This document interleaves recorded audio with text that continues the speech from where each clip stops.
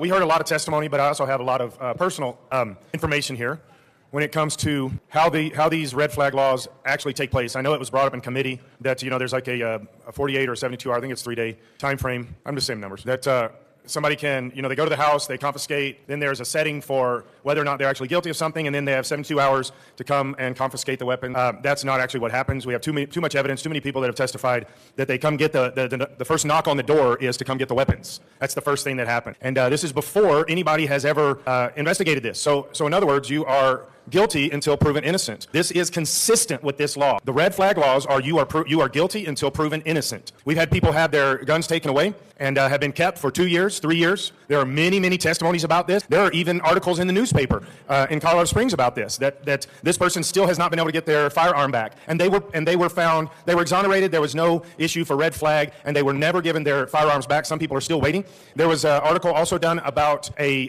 prize shotgun that was confiscated. The first time they heard something was the knock on the door. They come in, they take a family heirloom shotgun, and this has been over 2 years. They still have it. They have not had it returned. But we're supposed to stand here at this dais and say, oh, that doesn't happen. Well, do some homework. It's happening. It's happening regularly. Because in this setting, not in the United States of America and the republic that we have built and stand on, but when it comes to red flag, you are guilty first. And then you have to somehow prove your innocence, and then you have to come back and try to figure out how to get your possessions back that were confiscated illegally by our own government and kept away from people in the process. This is where we actually are in the state of Colorado. We unconstitutionally take people's possessions because we've deemed them to be these horrible weapons that they are in danger of using on themselves or somebody else, because we come up with these ideas of red flag laws, that we come up with this. And I don't know any of the sheriffs that you're talking about we're involved here. I just know this. This is an attack on the Second Amendment. This is an attack on the rights of the people. I don't know too many sheriffs that like that. I don't know any of the ones involved in this, but they don't like it when they are forced to go to somebody's house and break the Constitution and break the law. And we've heard that from many sheriffs in testimony. The first time this bill came through, which was egregious then, the second time that we see this, and every single time we're going to add a red flag law to this, we are breaking the Constitution. That is illegal, but guess what? In the near future, we're going to go back to the Constitution.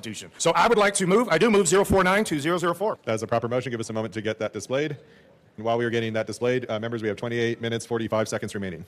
I probably won't take all of that. That is properly displayed to the amendment. Representative Bottoms. This amendment says that a law enforcement agency or officer thereof shall not seize the respondent's property or firearms until after a court has issued a temporary extreme risk protection order or an extreme risk protection order pursuant to this Part 1, and the respondent has seen the order. Now, we heard in testimony that actually, we heard this in testimony mostly from the sponsors of the bill, not from people testifying, because the people testifying said, no, this actually happens quite a bit. You get your firearms taken, and then you can't get them back. And then we're going to be told here in a minute or two that that's not true. That doesn't happen. It does happen. But let's just say that I've lost it, and I have no evidence that this has happened. Nobody came and testified. Nobody sent emails about this. Nobody talked to the newspaper or the TV or anything. Let's just say I made all that up right now, which actually you can verify. Well, then there's no reason to run this, because if they're not taking the weapons until after this has been investigated and they have been actually found, now I know this is still a civil issue, but if they have actually been found guilty and then their weapons are taken from them, then there's no problem with this amendment. But seeing as how we've had multiple times when they've come in and confiscated firearms, and many of those people still do not have them back after being found innocent of any of these accusations, then this should be an easy amendment to embrace and adopt. Because this one, hold on,